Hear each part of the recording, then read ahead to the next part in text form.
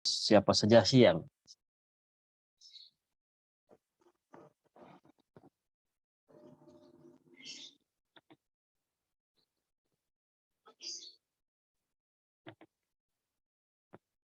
terima kasih Salsabila. Baik. Oke, kita masih melanjutkan tentang beberapa termodinamika terapan ya. Jadi ini adalah siklus Britten, yaitu terjadi di PLTG, pembangkit listrik tenaga gas. Ya. Sebetulnya ada pembangkit listrik tenaga uap, ada pembangkit listrik tenaga gas. Siklus ini sebetulnya bersifat terbuka ya, tidak siklus murni. Terdiri dari dua proses isentropik dan dua proses isobar. Dua proses isentropik dan dua proses isobar. Jadi proses satu kedua adalah proses kompresi isentropik. Jadi gas ditekan lewat kompresor, tekanannya naik, suhunya juga naik ya pada entropi tetap. Kemudian Bapak, masuk ke kompresi. maaf. Halo, kenapa? Izin untuk konfirmasi Pak sebelumnya. Ya. Jadi untuk hari ini ada beberapa orang yang mau melanjutkan jadwal praktikum lanjutan, jadi tidak bisa mengikuti mata pelajaran termodinamika. Tapi kan tadi di sini direkam ya Pak ya. Jadi di lain waktu setelah praktikum bisa dilihat kembali. Mungkin Oke, seperti nggak itu. apa-apa. Tidak Terima masalah. kasih banyak. Oke, tidak masalah. Oke, kita teruskan lagi ya. Jadi proses 1-2 adalah proses kompresi isentropik. Tekanannya naik, suhunya juga naik. Kemudian proses 2-3 ada proses isobar. Terjadi proses pembakaran di combustion chamber. Di situ kita masukkan bahan bakar. Bahan bakarnya bisa bahan bakar cair atau bahan bakar gas. Jadi udara dengan bahan bakar tersebut terbakar sehingga temperaturnya naik pada proses isobar. Ya. 2-3 itu isobar. Nah, gas yang suhunya tinggi dan tekanan tinggi menggerakkan turbin. Nah, turbinnya nanti menghasilkan listrik. Nah, sebagian energi turbin dipakai untuk menggerakkan kompresor, begitu ya. Jadi di sini mainnya dua tekanan, di tekanan P2 dan P3 sama, tekanan P1 dan P4 sama, ya. Jadi tekanan P2 dan P3 sama, tekanan P1 dan P4 sama. Oke, kita lihat diagram PV-nya, 1-2 isentropik, 2-3 isobar, 3-4 isentropik lagi, 4-1 isobar. Lihat kalau isobar itu kan mendatar ya. Kemudian diagram TS-nya 1-2 itu lihat isentropik, jadi entropinya tetap. 2-3 itu isobar, tekanan naik, temperatur naik ya. Kemudian 3-4 isentropik lagi, 4-1 isobar lagi. Jadi menggambarkan diagram PV dan TS itu ada perbedaan ya. Jadi memang kalau yang di TS kan yang dilihat adalah temperatur dan entropinya. Sedangkan untuk diagram PV adalah kondisi tekanan dan volumenya. Jadi siklus Britten itu ada 4 proses. Pertama adalah isentropik, compression, 1-2. Kemudian di situ ada kerja yang dibutuhkan oleh kompresor. Proses 2-3 adalah pressure constant inlet, pemasukan bahan bakar pada proses isobar. Kemudian proses 3-4 adalah expansion compression. Jadi ekspansi adiabatik ya. Jadi menggerakkan turbin. Jadi ketika gas panas itu menggerakkan turbin, turbinnya berputar sehingga tekanannya turun ya. Kemudian proses keempat adalah pembuangan panas ya. Nanti dia dikompresi lagi begitu ya. Oke, kita lihat bagaimana cara menghitung efisiensinya. Oke ya, kita lihat coba agak ke atas sedikit. Oke. Efisiensinya adalah seperti biasa bahwa W neto per Q in. W neto per Q in, kerja neto dibagi Q in adalah bahan pemanasan pembakaran bahan bakar sama dengan 1 min Q out per Q in, karena W neto adalah Q in dikurangi Q out. Q in dikurangi Q out ya. Kemudian 1 min CP Q out adalah T4 min T1. Nah, T4 min T1, perbedaan suhu antara T4 dengan T1. Q-in adalah perbedaan temperatur T3 dengan T2. T3 min T2. Suhu yang lebih tinggi ditulis lebih dulu. Nah, sekarang kita punya persamaan dulu adalah persamaan adiabatik. P1 per T2 sama dengan P1 per P2 pangkat K-1 per K. Atau dibalik bisa ya. T2 per T1 sama dengan P2 per P1 pangkat K-1 per K. Kemudian juga T4 per T3 sama dengan P4 per P3 pangkat K-1 per K. Atau dibalik T3 per T4 sama dengan P3 per P4 pangkat K-1 per K. Oke ya, nah karena P2 sama dengan P3 dan P4 sama dengan P1, maka P1 per P2 sama dengan P4 per P3 gitu ya. Sehingga persamaannya menjadi begini, T1 per T2 sama dengan T4 per T3. Atau T4 per T1 sama dengan T3 per T2. Gitu ya, itu hubungannya begini. Kemudian efisiensinya kita kembali lagi sama efisiensi Brayton sama dengan 1 min CPT4 min T1 per CPT3 min T2 sama dengan 1 min. Nah, T1-nya dikeluarkan. T1-nya dikeluarkan sehingga dikurungnya T4 per T1 min 1. Yang bawah T2-nya dikeluarkan sehingga T2 dikalikan T3 per T2 min 1. Nah, karena T4 per T1 sama dengan T3 per T2. Oke, atas bawah sama kan berarti. Jadi terhapus tuh semua.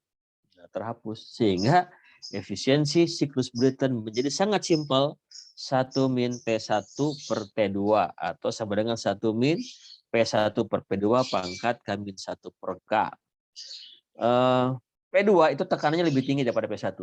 Maka ada RP. RP itu rasio tekanan P2 per P1, maka dibalik itu. Dibalik ya. Dibalik jadi 1 min 1 per RP pangkat K-1 per K. Simpel kan? Nah, simpel sekali. Cuma gitu efisiensinya ya. RP adalah rasio tekanan P2 per P1 karena yang atas itu dibalik. Dibalik tekanannya ya. Nah, oke. Nah, kita lihat contoh soal. Lihat contoh soal. Wow, oke. Baik, terima kasih. Sebuah turbin dengan siklus Brayton terbuka, kompresi isentropik 30 derajat Celcius dan 1 bar menjadi 9 bar, kemasukan panas isobarik sampai 900 derajat Celcius, ekspansi isentropik kembali ke 1 bar. Itu efisiensi siklus. Ya, langsung aja ini mah jawabnya ya. Langsung aja jawabnya, tidak usah direka-reka suhunya, udah ketahuan karena tekanannya kan RP-nya kan 9 per 1 kan. 9 per 1, K-nya ada 1,4 ya. Udah tinggal diisi berapa efisiensinya. Oke. Nomor 1 bukan PR. Nah, nomor 2. Nomor 2. Turbin gas dengan udara sebagai fluida kerja bekerja secara reversibel. Udara tersebut berturut-turut mengalami kompresi adiabatik tekanan 1 atmosfer dan temperatur 27 derajat Celcius. Ya betul, dan menjadi 6 atmosfer kompresi. Kemudian pemanasan pada tekanan tetap dengan pemasukan panas bahan bakar sebesar 100.000 kJ per jam. Setelah itu kemudian ekspansi adiabatik sehingga tekanannya kembali menjadi 1 atmosfer. Kemudian pendinginan pada tekanan tetap.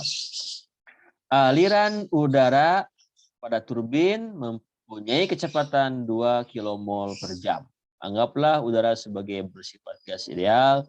CP udara 29,1 kJ per kmol. Dengan K sama dengan 1,4. Pertanyaannya adalah berapa temperatur udara pada akhir kompresi, akhir pemanasan, dan akhir ekspansi. Nah, gitu ya. Setelah dikompresi berapa suhunya? Setelah pemanasan di combustion chamber berapa suhunya? Dan berapa suhunya setelah keluar turbin? Nah, gitu ya. Nah, gampang nih. Gampang jawabannya. P1 sama dengan P4 sama dengan 1 atmosfer. P2 sama dengan P3 6 atmosfer. Temperatur 27 derajat Celcius 300 Kelvin. K-nya 1,4. Q-nya 100.000 kJ per jam. Menghitung temperatur akhir kompresi P2 dicari dari T2 per T1 sama dengan P2 per P1 pangkat K-1 per K. Udah tahu kan? T2 tahu, gampang. Temperatur air ekspansi kita masukkan Q sama dengan NCP T3 min T2. Nah, sehingga T3 sama dengan Q per N per CP tambah T2. Q-nya berapa? 100.000 kilojoule per jam. N-nya berapa? 2 kilomol per jam. CP-nya berapa? 29,1 kilojoule per kilomol. Tadi ketemu Kelvinnya ya. Tambah T2. T2 dari mana? Dari pertanyaan di atas. Ya. Kita 3 tahu. Oke. Temperatur akhir ekspansi T4 dicari dari T4 per T3 sama dengan P4 per P3 pangkat K-1 per K. P4-nya 1 atmosfer, P3-nya 6. Jadi 1/6 pangkat K-1 per K. Kalikan T3. T3 tahu dari sebelumnya. Gampang kan? Nah, gampang. Berapa efisiensi siklus? 1 min 1 per RP pangkat K-1 per K. Nanti ketemu efisiensinya, di mana efisiensi adalah W neto dibagi Q, sehingga W neto sama dengan efisiensi kali Q. Q-nya berapa? 100.000. Efisiensinya berapa? Sekian. Misalnya kalau efisiensi 0,6 misalnya. Misalnya 0,6 misal ya. Dikalikan 100.000 kan berarti berapa? 60.000 kilojoule per jam. Dibikin kilowatt, bikin per detik ya. 1 jam kan 3.600 detik, berarti nanti 60.000 dibagi 3.600. Kalau dia efisiensinya 0,6 gitu. Oke, nomor 2 PR ya. Nomor 1 jangan. Nomor 2 PR untuk siklus termoturbin. Oke, selesai untuk ini. Ada pertanyaan? Gampang ya? Gampang lah. Kedua, energi Gibbs. Tampilkan filenya energi Gibbs.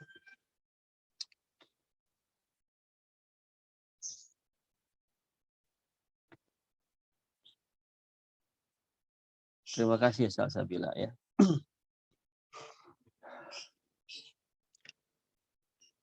Oke.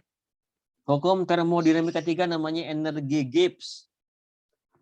Bunyinya begini, entropi dari zat kristal sempurna adalah 0 pada suhu 0 mutlak. 0 mutlak itu berapa? 0 Kelvin. 0 Kelvin itu berapa? Minus 273 derajat Celcius. Itu 0 Kelvin. Katanya semua zat pada 0 Kelvin entropinya 0. Seiring dengan perubahan temperatur di fase padat, naik suhunya, entropi naik. Berubah wujud melting jadi cair, entropi naik lagi. Kemudian dipanaskan pada fase cair sampai suhu titik didihnya, naik lagi entalpinya. Kemudian berubah wujud jadi uap, boiling, naik, entalpinya naik lagi, dan seterusnya. Jadi entalpi itu berubah sesuai dengan perubahan temperatur dan perubahan wujud.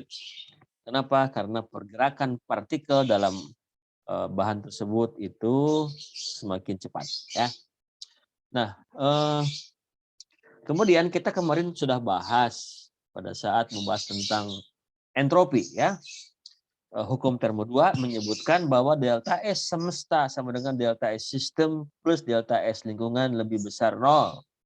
Kalau pada kesetimbangan delta S semesta sama dengan delta S sistem plus delta S lingkungan sama dengan 0. Itu untuk kesetimbangan ya. Oke, energi Gibbs ya, energi Gibbs itu yang dilihat hanya sistemnya aja. Sistemnya aja, bukan semestanya, tapi sistemnya aja. Di mana rumusnya adalah delta G sistem sama dengan delta H sistem min T delta S sistem. Oke, agak ke bawah lagi. Naikkan lagi, Neng. Oke. Nah, ini kebalikan entropi. Kalau tadi entropi kan positif, dia spontan. Kalau ini enggak, delta G lebih kecil 0, reaksinya spontan dalam arah maju. Delta K lebih besar 0, reaksinya non spontan. Dia baru spontan kalau arahnya berlawanan. Ya, kalau arahnya maju enggak, non spontan, enggak bisa. Tapi kalau berlawanan bisa. Kalau sama dengan 0, reaksi kesetimbangan. Ya, sehingga kita simpulkan kalau delta S semesta lebih besar 0, prosesnya spontan, delta G-nya lebih kecil 0, proses spontan.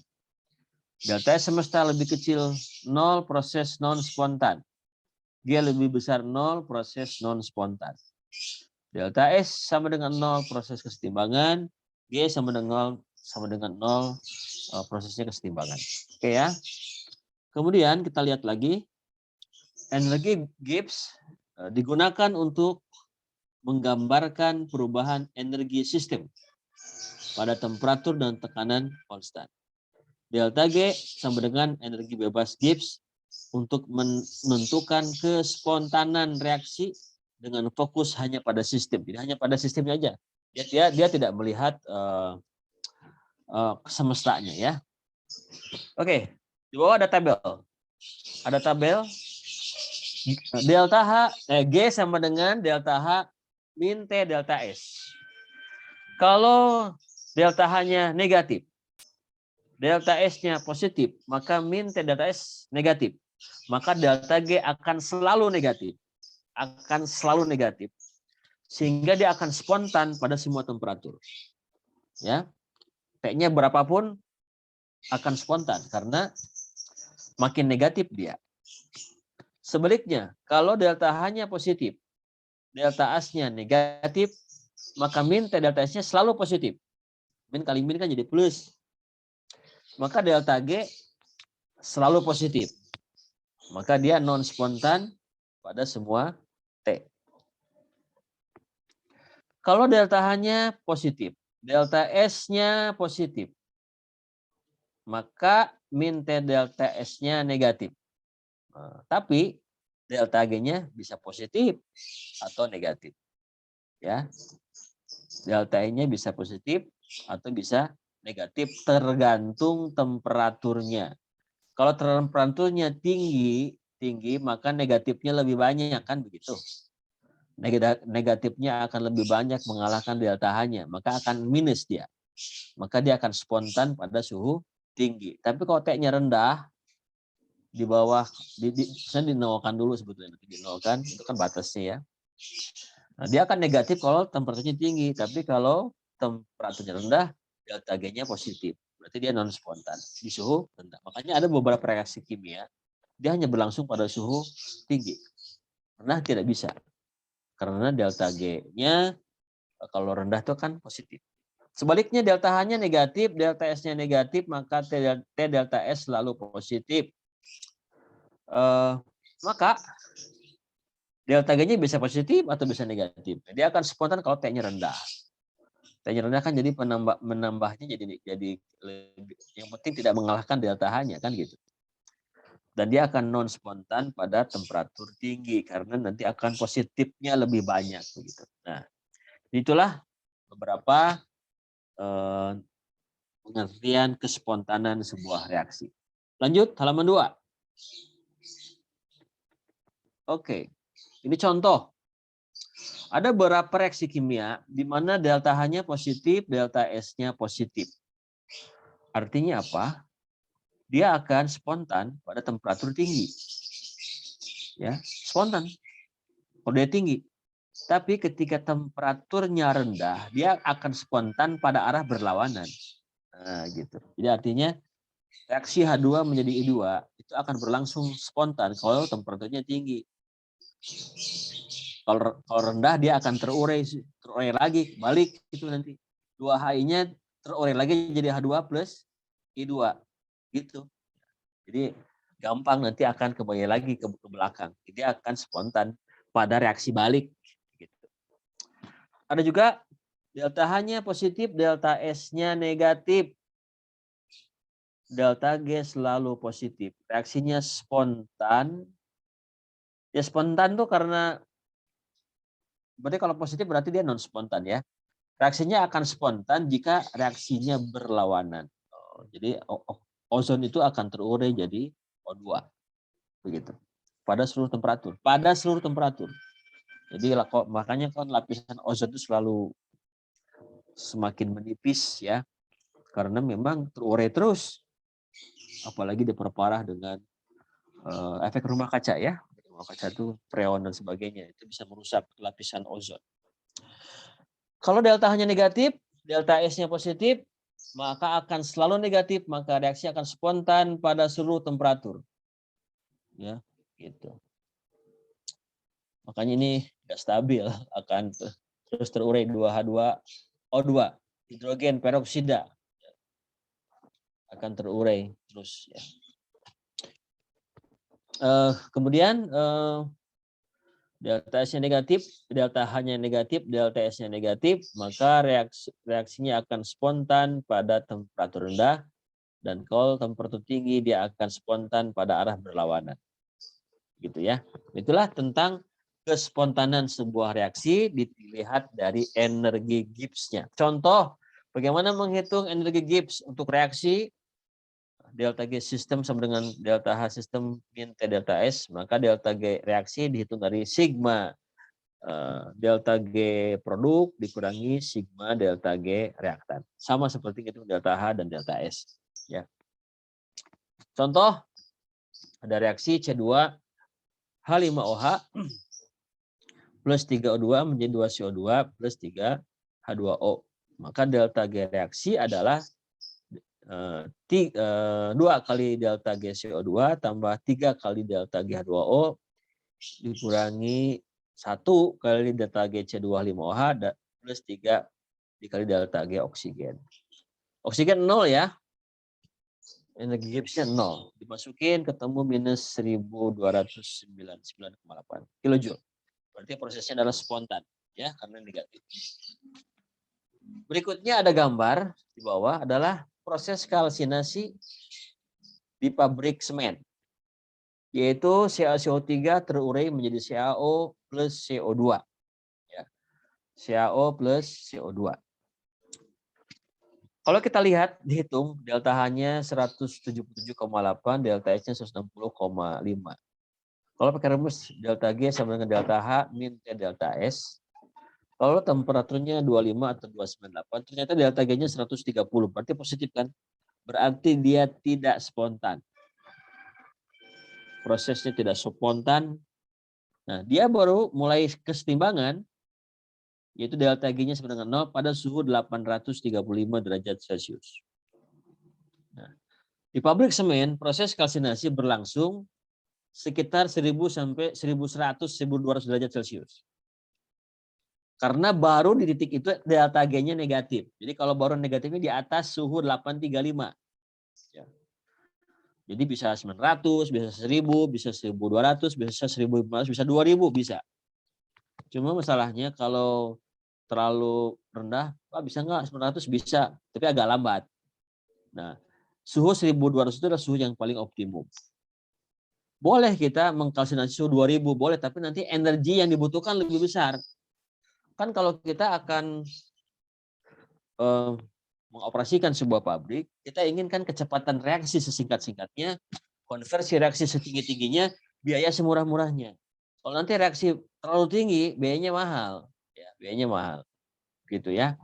Jadi proses kalsinasi itu baru berlangsung negatif di atas 835 derajat Celcius. Bahkan di pabrik itu 1200. Di pabrik semen. Ya. Pada pabrik semen itu kan terdiri dari bahan bakunya batu kapur, pasir besi, pasir silika. Digerus, dihancurkan, ukurannya masuk ke rotary kiln. Di sana bercampur tuh 3 bahan itu. Ada reaksi kalsinasi, ada reaksi ngikat ini, sehingga kita punya bahan baku semen. Semen ini bersifat termoplastis ya. Termoset.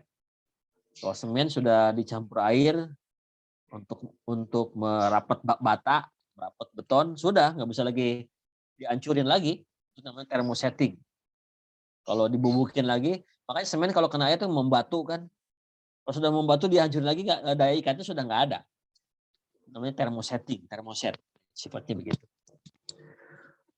Kira-kira begitu ya. Jadi delta G ini sebetulnya ceritanya kesimpulannya adalah untuk mengukur kespontanan sebuah reaksi kimia. Ya. Makin negatif dia, makin mudah bereaksi. Oke. Berikutnya, persamaan Clausius-Clapeyron. Baik. Kita punya beberapa rumus yang sudah kita pelajari sebelumnya. G sama dengan H min TS. Kalau diferensialkan DG sama dengan DH min DTS. H sama dengan U plus PV. Sehingga DH sama dengan DU plus DPV. U sama dengan Q min W, sehingga DU sama dengan DQ min DW. Nah, ya. Persamaan 1, 2, 3 kita kawinkan. Kita gabungkan. Nah, jadi apa nanti? DG sama dengan DH min DTS. DH-nya ganti. DG sama dengan DU plus DPV min DTS. DU-nya ganti. DG sama dengan DQ min DW plus DPV min DTS. Lanjut halaman berikutnya. Maka DG sama dengan DQ adalah TDS kan? DW adalah PDV. TDS min PDV. DPV gantian diferensialnya PDV plus PDV. PDV plus PDV. Nah, gitu ya. Kemudian TDS gantian min TDS min SDT. Mana yang hilang? Yang hilang TDS sama PDV. Sehingga DG sama dengan PDV min SDT persamaan 4. Nah, gitu gampang ya. Persamaan 4. Nah, kemudian kalau volumenya tetap berarti DP kalau volume tetap nggak ada pengaruh. DG sama dengan PDP min SDT. Kalau tekanannya konstan, DP-nya 0, maka hilang PDV-nya. Jadi DG min SDT. Kalau temperatur konstan, DG sama dengan VDP. Kan DT-nya 0. Oke ya, lanjut. Agak naik. Kita pernah kan melihat peristiwa air mendidih. Mendidih pada tekanan 1 atmosfer, katakanlah suhunya 100 derajat Celcius. Mendidih itu apa sih? Terjadi kesetimbangan uap dan cair. Jadi ketika kesetimbangan uap dan cair adalah dia mulai mendidih ya. Nah, maka pada fase uap DGG kecil, DGG kecil sama dengan VG kecil, DP min SG kecil, DT, nah gitu ya. Sedangkan pada cair ada DGF sama dengan VF, DP min SF, DP. Jadi G kecil itu menunjukkan fase uap, F kecil menunjukkan fase cair. Karena kesetimbangan, maka DGG sama dengan DGF. Maka VGDP min SGDT sama dengan VFDP min SFDT. Nah, kalau kita kelompokkan DP dengan DT-nya, maka VG min VFDP sama dengan SG min SFDT. Tenang ya, nanti ketemu rumus jadi aja. Ini kan kita cerita sejarah ya. Maka DP per DT sama dengan SG min SF dibagi VG min VF. Persamaan 5. Persamaan 5. Kemudian delta SV, itu delta S entropi penguapan, evaporation, adalah SG min SF. Adalah entropi perubahan fasa dari cair ke uap. Maka delta SV sama dengan dQ per T. dQ itu adalah panas per T. Ya. Sedangkan dQ itu adalah HV. HV adalah panas perubahan fasa dari cair ke uap.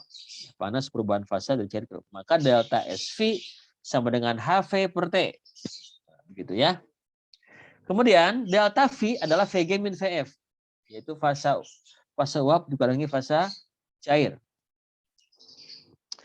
Nah, karena 1 mili air kalau diuapkan akan menjadi 1000 mili uap. Sehingga volume uap ini lebih besar sekali daripada volume cairannya. Sehingga karena kecil sekali diabaikan. Diabaikan. Maka delta V sama dengan VG aja. Ya. Delta V sama dengan VG. Nah, VG itu apa? VG itu adalah RT per P gas ideal. Tanpa N ya. Nah, sehingga nanti persamaan 5 menjadi DP per DT sama dengan SG min SF per PG min VF yang di atasnya persamaan 5 ya. Diganti jadi SV, delta SV dibagi VG karena VF-nya kan diabaikan. SV sama dengan HV per T, VG sama dengan RT per P. Maka sama dengan HV kali P, P-nya naik ke atas ya, dibagi RT kuadrat. Nah gitu ya, dibagi RT kuadrat. Kemudian dikelompokkan jadi DP per P, nah, HVDT per RT kuadrat persamaan 6. Oke, 6 ya. Maka diintegralkan DP per P antara P1 ke P2, HV per R karena konstan dikeluarkan, integral T1 ke T2 DT per T kuadrat. Oke, lanjut bawahnya. Lanjut nih, oke. Sehingga hasilnya Ln P2 per P1 sama dengan min HV per R min. Kenapa? Karena diintegralkan. 1 per T2 min 1 per T1. Dikenal dengan persamaan Clausius-Clapeyron. Persamaan ini adalah sejarahnya adalah dari energi bebas, ya, energi bebas yang tadi kita turunkan dari persamaan itu. Oke, ada pertanyaan nggak untuk ini?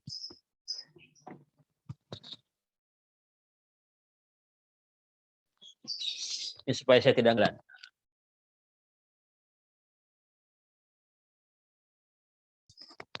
Soal ya. Konversi propen P menjadi benzen P dapat berlangsung menurut dua jalur pilihan. Jadi kalau kita ingin membuat benzen, maka ada dua cara. Cara pertama adalah proses hidrogenasi. 2P menjadi B plus 3H. Jadi hidrogennya dikeluarkan, 2P B menjadi 3H. Atau proses oksidasi, 2P plus, maaf nih ada yang mukul-mukul. Saya harus pindah tempat supaya tidak terlalu berisik. 2P plus 1,5 oksigen.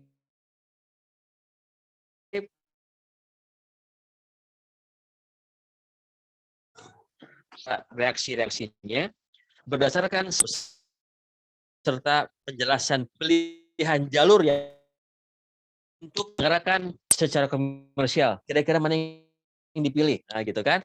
Jadi kalau kita punya data seperti ini nih gimana diapain nih ya? Oke. Kita punya data delta G untuk PB dan H2O. Kalau H2 sama oksigen kan 0 ya. 0. Nah, nanti Anda hitung tuh untuk reaksi hidrogenasi. Tapi berlangsung di 3 temperatur. 298, 500, sama 700. Masing-masing dihitung. Ya. Jalur kedua, proses oksidasi. Anda hitung pakai data 298, 500, 700. Nanti kita punya 6. Ada 6 delta G reaksi. Yang punya hidrogenasi 3 temperatur, yang punya oksidasi 3 temperatur. Dari 6 delta G reaksi itu nanti cari yang paling negatif. Dicari yang paling negatif, ya. Gitu ya. Pokoknya makin negatif dia, maka dia makin spontan. Oke ya, gampang ya, tapi ini bukan PR. Anda berlatih aja ya, bukan PR. PR bukan yang ini. Lanjut halaman berikutnya.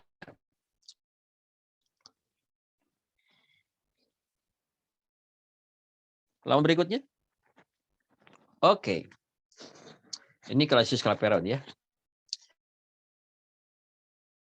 Dan uap CCl4 pada temperatur Celsius dan 55 derajat Celsius berturut-turut adalah 113,8 mm Hg dan 373 mm Hg. Ini 2 per P1 sama min delta dikalikan 1 per T2 ya. Oke. Hitung harga entalpi perubahan fase dalam kalori per mol. Kedua, tentukan temperatur jika tekanan uap 260 mm Hg. Berarti di tengah-tengahnya kan. Oke, kita pakai rumus. Gunakan rumus ln P2 per P1 min HV sama dengan min HV per R, 1 per T2 min 1 per T1. Di mana R-nya kalau R-nya kalori, delta H-nya kalori, maka pakai tetapan gas idealnya 1,987 kalori per mol Kelvin. Nanti HV-nya tahu ya. HP-nya tahu dihitung dari itu. Masukin aja angka-angkanya. Nanti HP-nya tahu. Satuannya ini kalori per mol. Nah, sekarang kalau kita ingin menghitung, tentukan berapa suhunya kalau tekan uapnya 260 mm Hg. Tetap pakai rumus itu. Rumusnya sama, tapi diganti. Misalnya P3 260, P3-nya berapa kan gitu. Pakai rumus ln P3 per P2 sama dengan min HV per R kalikan seperti 3 min seperti 2. HV-nya dari mana? HV-nya dari jawaban A. Nanti T3 tahu ya, T3 tahu. Oke ya. Gampang ya. Tapi ini bukan PR. Nomor 2 bukan PR aja nanti. Nomor 3. Perhatikan reaksi pembakaran metan berikut ini. CH4 plus oksigen menjadi CO2 plus 2H2O. Jika diketahui perubahan entropinya adalah minus 242,2, perubahan entalpinya minus 890,4 kJ per mol, hitung harga perubahan energi bebas standar pada suhu 25. Gampang ya? Gampang. DH-nya ganti jadi dibikin kalau Joule karena delta S-nya Joule kan. Kalikan aja dengan 298, udah tahu. Nanti delta G tahu.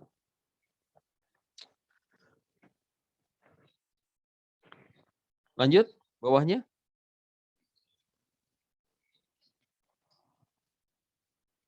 Oke, ini sebetulnya ada kesalahan ya.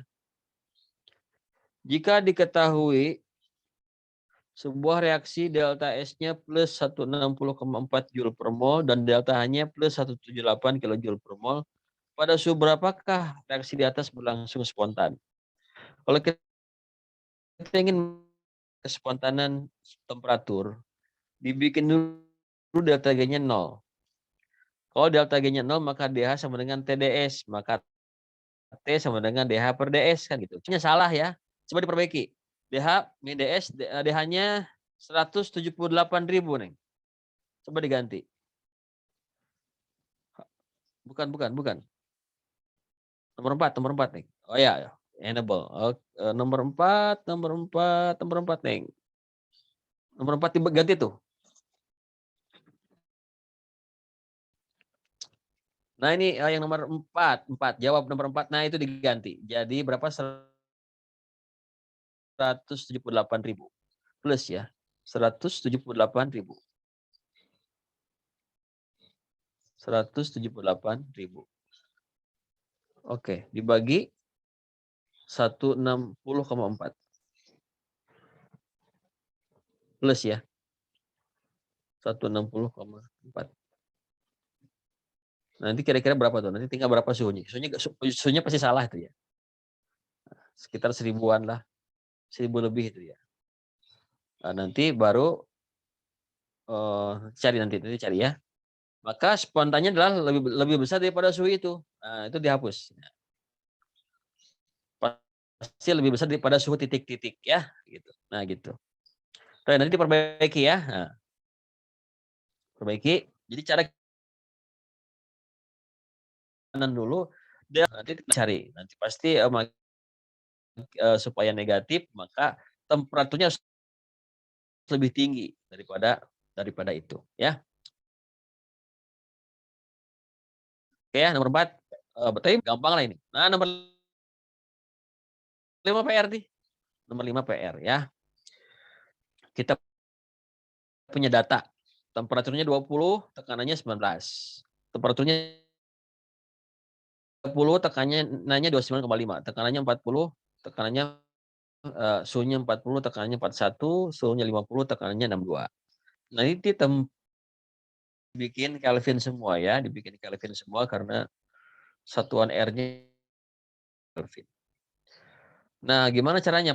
Hitung padas penguapan molar. Nah, ini karena memang setiap data ini beda-beda ya. Sebetulnya ini bisa dipakai dengan cara grafik, cuma memang agak harus diterangkan agak detail ya. Kita anggap aja lah kita cari HV rata-rata. Nanti Anda cari HV, nanti pasangkan antara 20 dengan 30. Misalnya nanti tekanan uapnya kan 19 sama 29,5, ketemu HV. Ya, nanti pasangkan juga 30 dengan 40, ketemu HV. Ya, pasangkan juga 40 dengan 50, nanti HV. Nanti dapat HP rata-rata. Ya, nanti dapat HV rata-rata untuk ketiga itu. Nah, sekarang nanti gunakan untuk menjawab pertanyaan B dan C. Gitu, B dan C. Misalnya, berapa titik didihnya, berapa suhunya jika tekanannya 1 atmosfer. 1 atmosfer itu berapa? 76 cm Hg. Berarti 76 berarti di atas 50. Nah, maka nanti cari ln P2 per P1-nya dekat, memasangkan antara 50 dengan T yang dicari, tekanannya 62 dengan 76.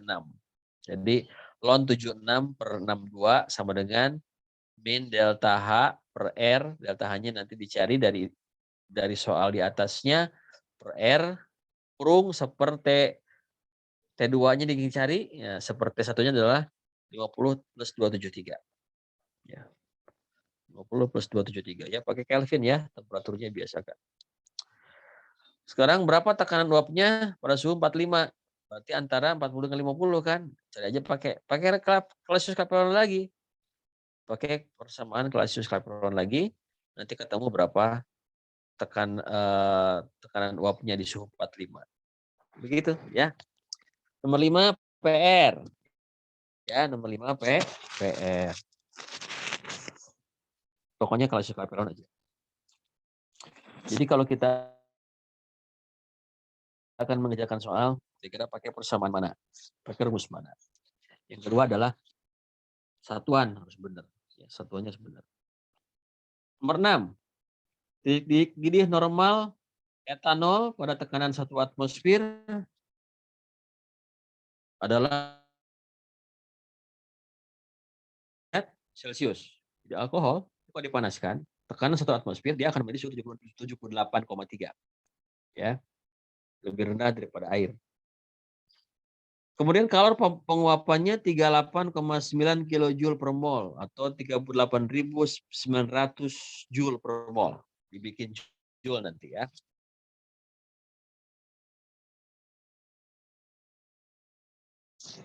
Sekarang harus diturunkan. Jika kita menginginkan alkohol etanol mendidih pada suhu 25 dalam distilasi vakum. Jadi kita bisa air kan mendidih suhu 100 ya. Kalau kita ingin airnya mendidih suhu 50 bisa. Tekanannya diturunkan. Di pabrik gula ketika tebu diperas kemudian keluar nira itu kira-kira kandungan niranya sekitar 8-9%. Untuk dikristalisasi kan harus sampai penuhnya sekitar suhu 50 derajat, sekitar 50% lah kandungan gulanya. Dia harus mendidih. Kalau dia airnya dididihkan di suhu 100, maka terjadi karamel. Sehingga dia dididihkan dengan cara divakum. Biasanya kolom evaporatornya dihubungkan ke water jet. Jadi si water jet itu semacam cairan yang dijatuhkan sehingga nanti mengambil tekanan dari ruang evaporator sehingga tekanannya turun. Tekanannya turun nanti dia akan mendidih di suhu rendah, bukan 100 derajat, bukan. Oke, begitu ya. Nomor 6 PR ya. 5, 6 PR. 7 sama. Tapi bukan PR. Bukan PR. Oke, nomor 8. Nomor 8, Neng. Naikin lagi sedikit. Oke, tentukan delta G reaksi jika reaksi berlangsung pada temperatur 298 Kelvin. Apakah reaksi tersebut spontan? Nah, tinggal ngitung ya delta H reaksi dengan delta S reaksi. Nanti gunakan delta G sama dengan delta H reaksi dikurangi T delta S reaksi. Gitu ya. Apakah prosesnya spontan? Tergantung nanti berapa hasilnya ya. Sekarang jika delta S dan delta H relatif konstan untuk setiap temperatur, tentukan batas temperatur jika temperatur tersebut reaksi tersebut ingin spontan. Jadi gini caranya. Delta G dinolkan dulu. Maka delta H sama dengan T delta S atau T sama dengan delta H per delta S. Sama dengan soal nomor 4 tadi. Ya, nomor 8 PR. Oke. Nomor 9 sama ngitung delta G reaksi ya. Mana yang paling negatif, tapi ini bukan PR lah. Terakhir nomor 10. Nomor 10 sama ya. Cari 2 jalur tuh. Jalur 1 dan jalur 2. Cari delta G reaksi mana yang paling dari 2 jalur. Gitu. Jadi PR-nya untuk ini adalah 5, 6, 8, 10. Yang tadi nomor 2 aja. Sudah saya kasih tahu rumusnya. Tinggal Anda kerjakan. Ya. Yang penting teliti. Oke. Ada pertanyaan untuk ini? Untuk delta G reaksi? Jadi delta G reaksi energi Gibbs mengukur kespontanan sebuah reaksi. Makin negatif dia makin mudah bereaksi. Kemudian ada persamaan Clausius-Clapeyron yang diturunkan dari persamaan di atas. Untuk menentukan hubungan antara tekanan dengan temperatur dengan entalpi penguapan. Begitu ya. Ada lagi tanyakan? Silakan. Bapak mau bertanya. Tidak ada, masuk ke materi yang terakhir, persamaan keadaan. Pak, izin bertanya. Ada tanya? Ya, Pak mau bertanya. Nggak kedengaran ini.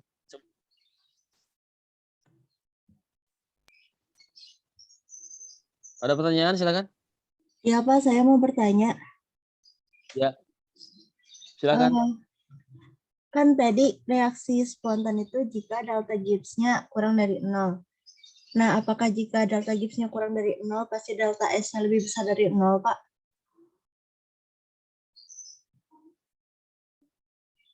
Kalau delta G itu adalah sebetulnya hitungan akhir, tergantung delta H, tergantung delta S, tergantung temperatur. Jadi delta S itu kalau lebih besar 0, berarti min T delta S-nya kan makin negatif, tergantung delta H-nya. Deltanya, pokoknya dalam sebuah reaksi kan pasti ada delta G-nya, ada delta S-nya, ada temperatur. Jadi untuk nanti berapa angkanya ya, berapa angkanya. Kalau delta S-nya negatif, tapi yang negatif ada sistemnya ya. Yang kita lihat ada sistemnya. Kalau di dalam energi Gibbs yang dilihat itu sistemnya. Bukan ya. Kalau delta S itu positif, tadi ada yang positif kan? Itu ada, kita tidak melihat lingkungannya. Kalau ada gabungan antara delta S sistem dan lingkungan, kalau dia positif dia spontan, kalau dia negatif begitu, Neng. Ada lagi yang lain? Oh iya, Pak. Baik, terima kasih. Halo?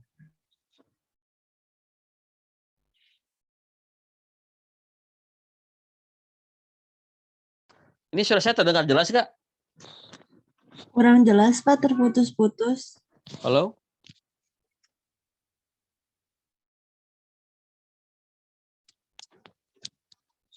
Sebentar. Saya harus buka ini.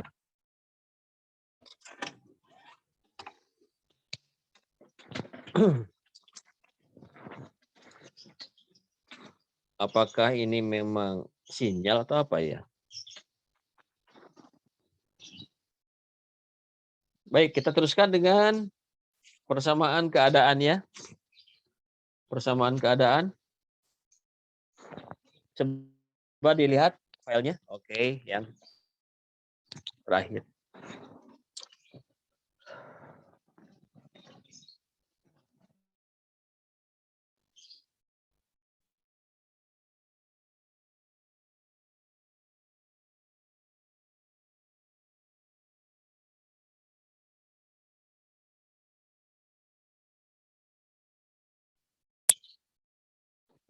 Oke. Masih berputar, belum terlihat. Baik.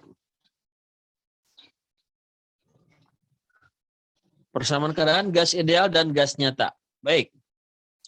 Ini sebetulnya materi dari Pak Yunus sebetulnya, tapi mungkin terlewat ya. Pak Yunus sudah ngebahas ini belum? Persamaan gas ideal, udah belum? Halo? Iya, Pak. Kalau tidak salah pernah.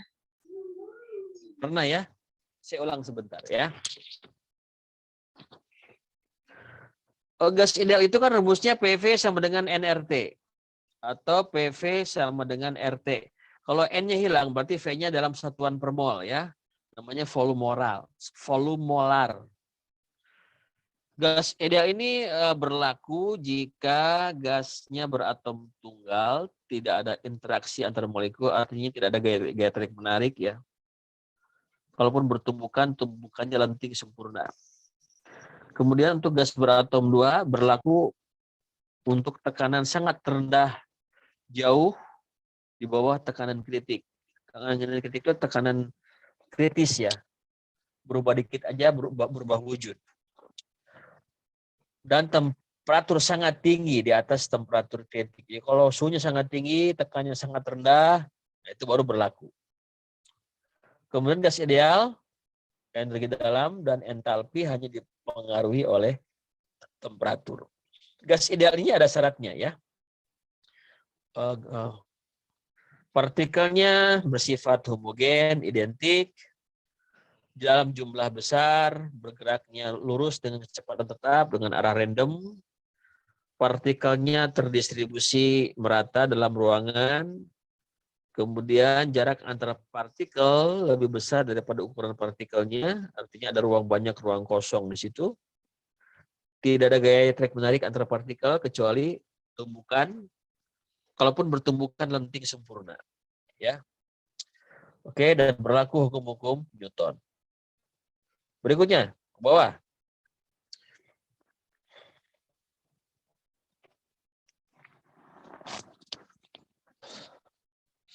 Ke bawah, Neng.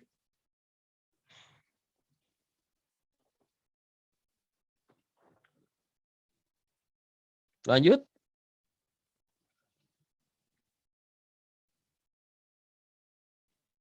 Oke, terus.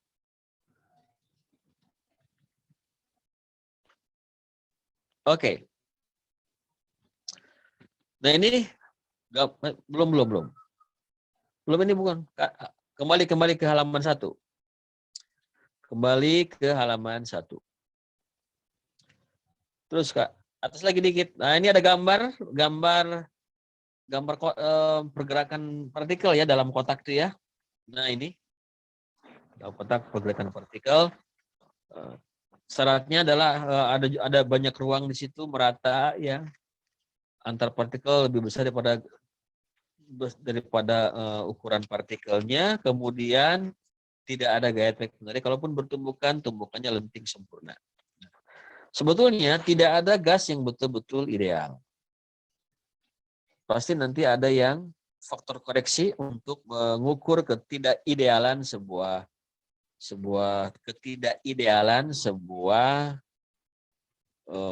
persamaan ya. Persamaan gas. Yang pertama melakukan koreksi adalah van der Waals. P plus A per V kuadrat dikalikan V min B sama dengan RTA, interaksi antar molekul, B-nya adalah volume molekul. Ya, dikoreksi itu di mana A sama dengan 27 R2 TC R kuadrat TC kuadrat per 64 PC, B-nya sama dengan R kalikan TC per 8 PC.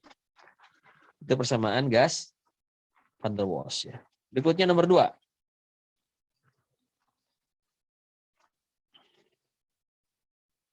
Compressibility chart ya. Compressibility chart di mana Z sama dengan PV per RT. Kalau Z-nya sama dengan 1 maka ideal. Kalau tidak ideal, Z-nya tidak sama dengan 1. Nanti nyari Z dari grafik ya, dari kurva. Nanti kurvanya saya tunjukkan ya. Bagaimana cara mencari kurva? Dibikin dulu PR, pressure reduction, di mana PR adalah P per PC. Kemudian TR sama dengan T per TC, temperature reduction. Kemudian yang ketiga adalah persamaan virial pakai deret ya, Z sama dengan PV per RT sama 1 plus B per V dan seterusnya. Itu pakai Z. Tapi pakai deret virial. Itu selesaikan pakai komputasi ya. Oke, tapi kita tidak akan belajar itu. Berikutnya ke bawah. Nah, persamaan Reddick-Wong. Itu makin kompleks lagi. Ya, 49. Ada Reddick-Wong-Swove. Begitu. Ada persamaan Peng-Robinson. Begitu juga. Terus lebih rumit lagi. Ya. Di samping itu ada persamaan namanya Webb-Rubin, Berthelot, dan Hilbert-Edmister. Tapi kita tidak akan bahas itu ya, karena kita kan D3 ya, nggak usah yang rumit-rumit lah. Kemudian ada tabel. Tabel itu berisi tentang tekanan kritik dan temperatur kritik dari bahan-bahan kimia yang ada. Nanti untuk memudahkan menghitung, mencari berapa volume gas idealnya. Oke ya, contoh soal. 1 mol amoniak pada temperatur 500 derajat Celcius dan tekanan 11 atmosfer dengan menggunakan, oh ya, tentukan volumenya ya. Gas ideal, van der Waals, dan compressibility chart. Kalau kita menggunakan gas ideal, P sama dengan RT per P. Masukin angkanya, ketemu 5,766 liter per mol. Jadi satu molnya adalah 5,766 liter per mol. Yang kedua, kalau kita menggunakan persamaan van der Waals ya. Itu sudah saya kasih angkanya. Ketemu 11 plus 4,209 per V kuadrat. V min 0,03748. RT-nya kan 0,08205. T-nya 7 dengan 63,442. Nah, sekarang berapa V? Kalau ingin hasilnya 63,425. Karena ini akan sangat susah karena persamaannya sangat kompleks. Maka kita bisa selesaikan pakai Excel ya. Tapi kalau enggak ada cara sederhana yaitu trial and error. Pertama masukkan dulu angka sekitar gas ideal, misalnya 5,7. 5,7 RT-nya 62,021. Masih jauh. Harusnya kan 63,425 kan? Naikin dikit, V-nya 5,8. Maka RT-nya 464,109. Lihat ada gambar segitiga ya. Lihat ada gambar segitiga. Ketika 5,7, 62,021. Ketika 5,8, 64,109. Berapa V jika ingin 63,425? Nah, pakai namanya kesejajaran. Persamaan kesejajaran atau perbandingan. Ya. Lanjut. Halaman bawahnya. Maka V min 5,7 dibagi 5,8 min 5,7 sama dengan 63,425 min 62,021 per 64,109 min 62,021. Nanti V-nya ketemu 5,76. Ini hampir dekat ya. Liter per mol gitu. Oke, itu contoh van der Waals. Sekarang kalau pakai compressibility chart. Compressibility chart, maka kita hitung dulu PR dan TR-nya. PR-nya P per PC. P-nya kan 11 atmosfer. PC-nya 111, 0,099. Sama dengan 0,1. TR-nya sama dengan T per TC. 773 dibagi 405,6. 1,9. Nah, Z-nya dari grafik ketemu 0 sekitar 0,9, hampir 1 ya. Hampir 1. Dari mana grafiknya? Coba ke bawah, Neng. Agak ke bawah ya, ada grafik di bawah. Halaman terakhir. Coba ke bawah, Neng. Saya bila. Terus ke bawah, terus. Agak ke bawah, terus. Terus ke bawah, Neng.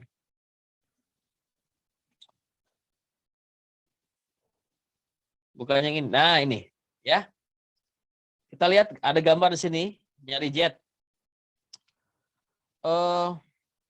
Tadi berapa? PR-nya 0,1. Lihat, semua X 0,1 PR.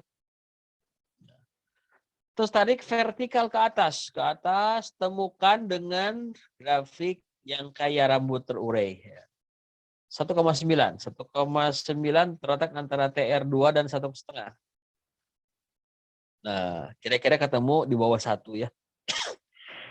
Di bawah 1 yaitu 0,98. Ini kira-kira ya, mungkin setiap orang berbeda. Kayak bilang, apa ini 1 Pak? Ini enggak, kira-kira di bawah 1 lah.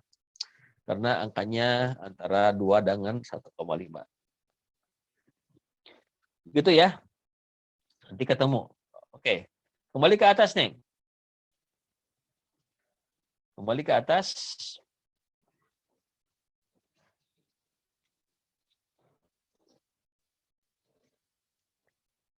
Kembali ke atas. Ke contoh soal di atas.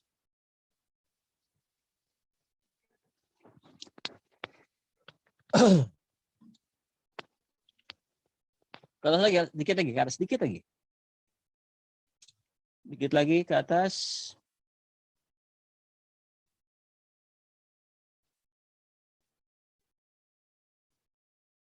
Agak ke atas, Neng.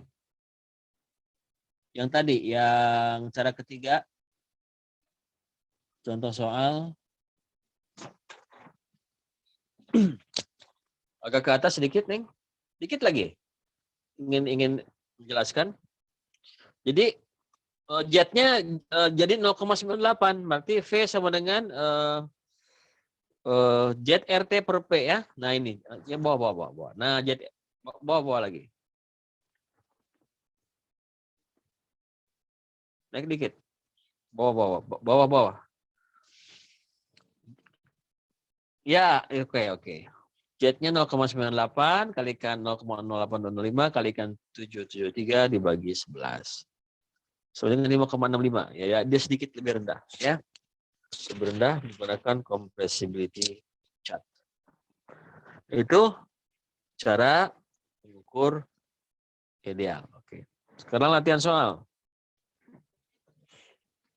Nomor 1. Batu kapur. Naikkan lagi dikit, Neng. Batu kapur mengandung CO2 72%. Batu kapurnya 150 ton atau 150.000 kilogram. Ya. Berapa gas CO2 yang dilepaskan ke udara bila temperaturnya 30 derajat Celcius dan tekanannya 710 mm Hg menggunakan gas ideal, van der Waals, dan compressibility. Oke, 72% kali 150.000, 108.000 kilogram. Karena 110 ton. Ya. Berat molekul CO2 100.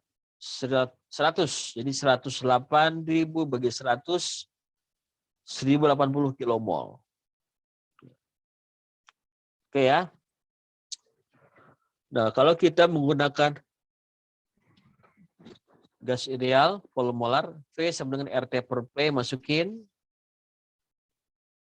R-nya, T-nya masukin pakai Kelvin, tekanannya pakai atmosfer ya. Ketemu 1 kilomol adalah 26,61 liter. Atau 26,61 meter kubik per kilomol. Dikalikan dengan 1080, itulah volume gas yang diperoleh. Makanya kan kalau dibeli di daerah kapur itu kan pasti banyak asapnya ya, banyak debunya begitu. Ya oke, tinggal nanti Anda masukin. Ini bukan PR ya, bukan PR. Lanjut nomor 2. Nomor 2, 1 kilomol gas CO diekspansi secara isotermal dari temperatur 527 derajat Celcius. Oke. Sehingga volumenya berubah dari 50 liter menjadi 100 liter. Tentukan kerja menggunakan gas ideal dan persamaan van der Waals. Kalau kita pakai gas ideal, maka W sama dengan PDV sama dengan RT per V dV. Maka sama dengan RT ln V2 per V1. di mana V2 2 kali lipat V1. Maka RT ln V2 per 1 dan 0,08205 dikalikan 800, temperaturnya kan 527 ln 2. Nah, ketemu W-nya berapa? Ya. Berikutnya kalau van der Waals. P plus A per V, itu V kuadrat ya, bukan V2, V kuadrat. P plus A per V kuadrat dikalikan V min B sama dengan RT. Maka P sama dengan RT per V min B min A per V kuadrat ya, bukan 2 ya. Per V kuadrat bukan 2. Kuadrat. Maka kalau W sama dengan PDV, yang V2 Neng, itu yang V2 adalah kuadrat. P plus A per V kuadrat bukan V2 ya, tapi 2-nya 2 kuadrat. Jadi harus P kecil, angkanya kecil. Nah itu kuadrat. Jadi perbaiki ya. W sama dengan VDV RT per, nah itu kuadrat.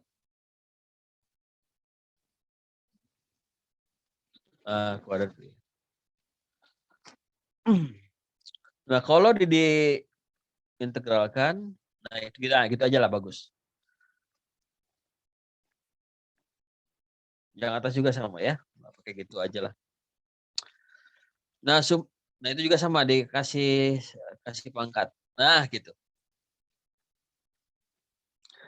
Nah nanti kalau diferensialkan RT per V min B min A per V kuadrat dV, nanti hasilnya adalah RT karena konstan. Ln V2 min B per V1 min B. Ini V2-nya benar ini. Nggak pakai kuadrat ya. V2 min V1. Kan V2 2 kali lipat V1 kan. Plus A seper V2 min seper V1. Ini benar ini, nggak ada kuadrat ya. Karena kalau diintegralkan kuadrat jadi kurang 1. A-nya konstanta 1 per V2 min 1 per V1. Gampang ya, tapi ini bukan PR. Bukan PR nih. Bukan PR ya. Nomor 3 sekarang. Sedikit lagi ya. Nomor 3. Gas alam berisi metan dari pabrik PGN, perusahaan gas negara, dialirkan ke pabrik pupuk urea melalui instalasi perpipaan. Nah, dilepas gas metan ini dilepas dari pabrik PGN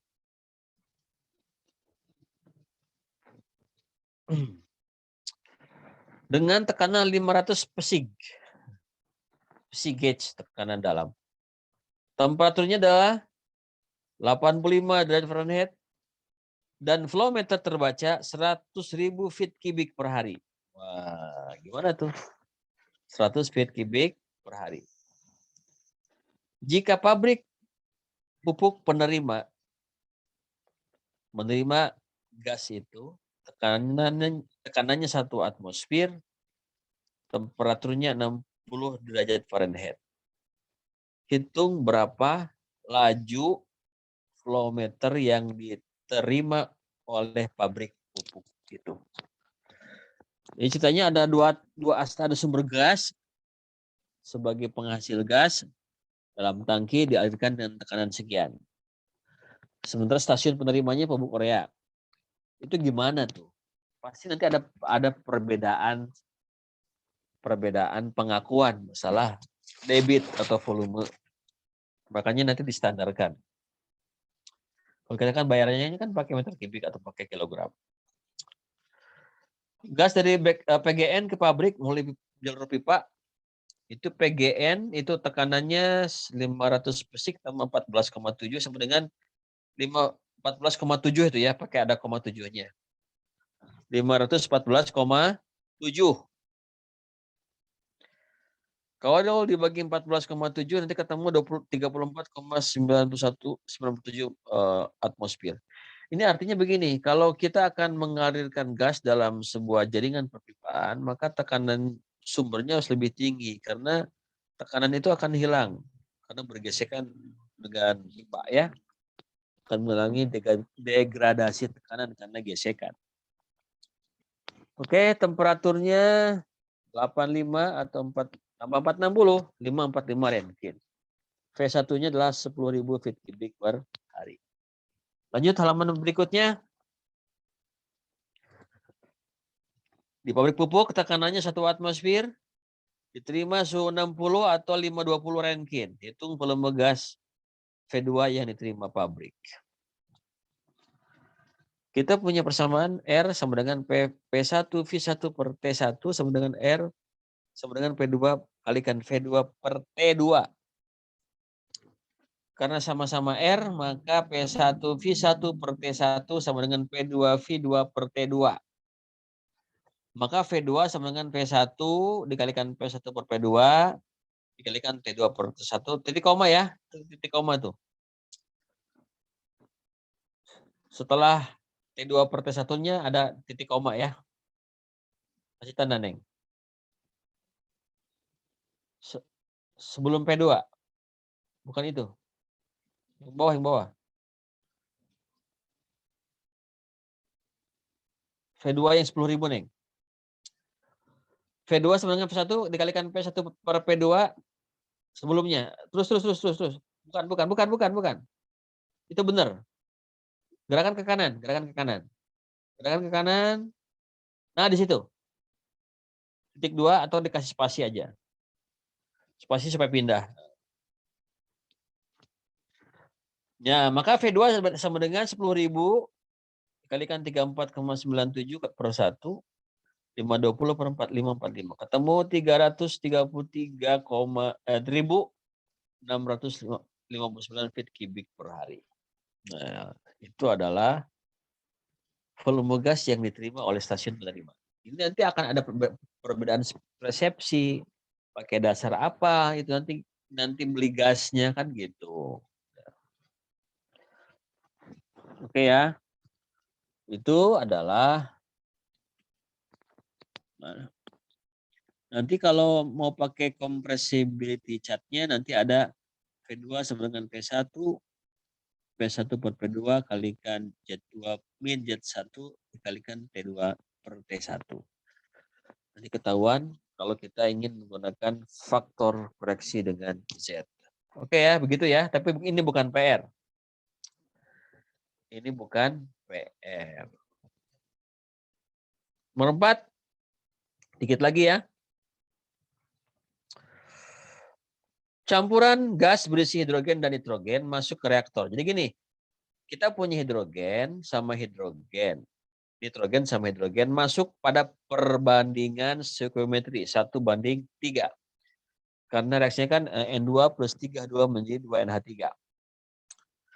Itu masuk tuh ke dalam reaktor, di mana reaktor tersebut campuran gasnya masuk pada temperatur 600 atmosfer dan suhu 77 derajat Fahrenheit dengan laju 200 feet kubik per jam.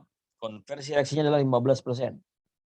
Tidak hanya 15% yang terkonversi. Jadi berarti nanti keluar reaktor tuh ada NH3, ada N2 sisa dan H3 sisa.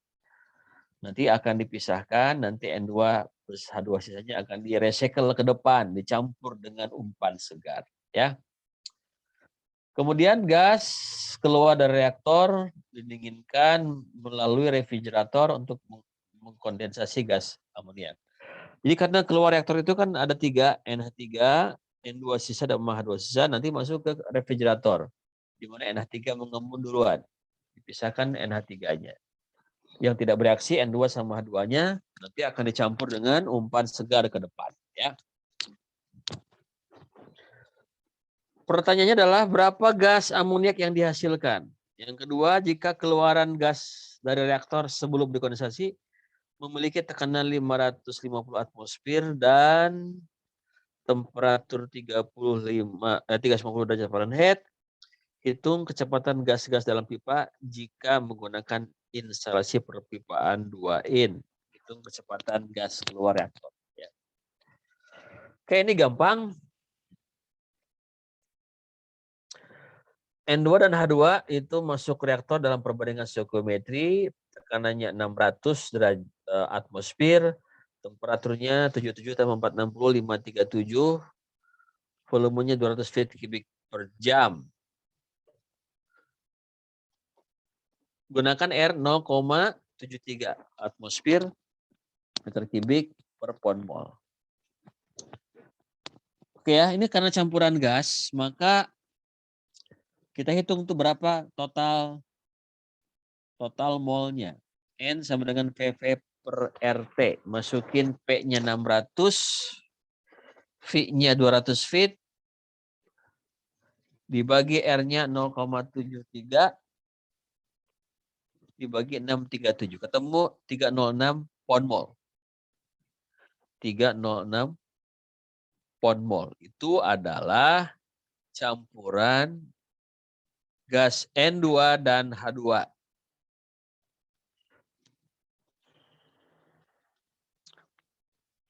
Sekarang berapa punya N2, berapa punya H2, digabung aja kan gitu. Na satu N2 itu satu bagian, H2 3 bagian. Jumlahkan 1 tambah 3 kan 4. Maka punya H2 1/4, punya H2 3/4. Masing-masing dikalikan 306, maka untuk N2 76,5 pound mol, H2-nya 3/4 ya. 229,5 pound mol. Ini gas awal masuk reaktor. Totalnya 306. Lanjut. Ke bawahnya, Neng. Jika konversi reaksi 15%, hitung gas amoniak yang dihasilkan.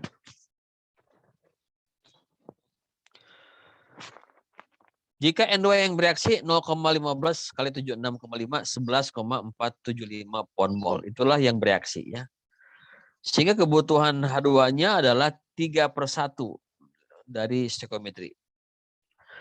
3/1 kali 11,475, maka kebutuhan H2-nya 34,425. Berapa NH3 yang dihasilkan? 2/1. Ya.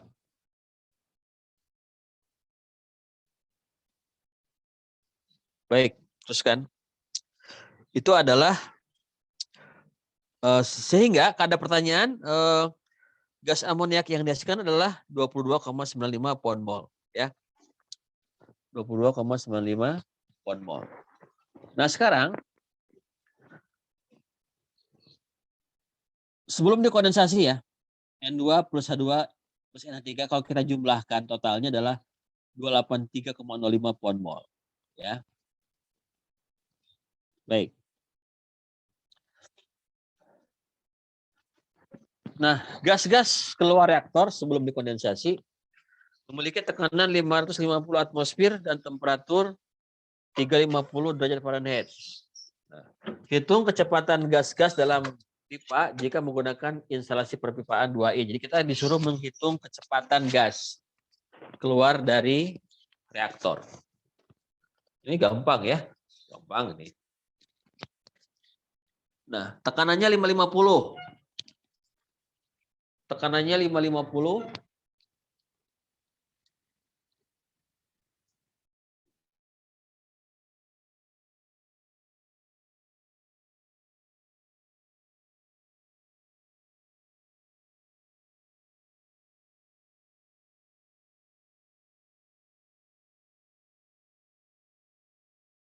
Tekanannya 550. Atmosfer, temperaturnya 350 atau 460, 810. R-nya 0,73, N-nya 283,05, total keluar gas ya. Kalau kita masukin ke nRT per P, ketemu 304,3 feet kubik per jam. Kalau ingin jadi feet per jam kecepatan, maka harus dibagi luas penampang pipa. Harus dibagi luas penampang pipa. Lanjut bawahnya, Neng.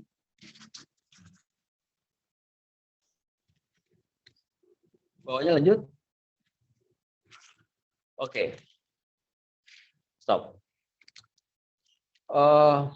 Disebutkan bahwa pipanya 2 in. 1 feet 12 in, berarti 2/12 1/6 feet. Atau 0,1667 feet. 1 feet 12 in. Maka luas penumpang 1/4 VD kuadrat. 1/4 VD-nya dikuadratkan ketemu 0,0218 feet persegi. Nah, sehingga nanti bisa dihitung kecepatannya V kecil sama dengan V per A. V-nya 304,3. Itu hitungan di atasnya ya. Dibagi luas penumpang ketemu kan feet kubik dibagi feet persegi kan jadi nanti 13,958 7 ya. 13,958,7 ya. 13.958,7 feet per jam. Ya, nanti dibagi 3.600 3,877 feet. Oke, nomor 4 ini PR tapi ganti konversinya 20% ya. Ganti konversinya 20%. Nomor 1, 2, 3 enggak PR. Terakhir nomor 5. Bawahnya nih. Oke. Nah ini kerjakan seperti soal. Gas 100 pon mol gas metan direncanakan akan disimpan dalam tangki pada temperatur 122 derajat Fahrenheit dengan tekanan 100 atmosfer. Tentukan volume yang dibutuhkan jika menggunakan gas ideal. Persamaan Vogelwash hanya sekian, B-nya sekian. Dan kompresibilitas catnya nanti cari TC sama PC-nya ya. Oke, nomor 5 ini tinggal ikuti caranya dengan contoh soal sebelumnya. Jadi soal untuk PR nomor 4 adalah konversinya 20%, nomor 5 selesaikan semuanya ya. Jadi PR-nya tadi nomor 1 tentang turbin itu nomor 2 ya. Energi Gibbs itu nomor 5, 6, 8, 10, 5, 6, 8, 10. Yang ini cuma nomor 4 dan 5, di mana nomor 4 sudah diterangkan ya. Itu konversinya 20% ganti. Ya. Selesai kuliah kita hari ini. Ada pertanyaan?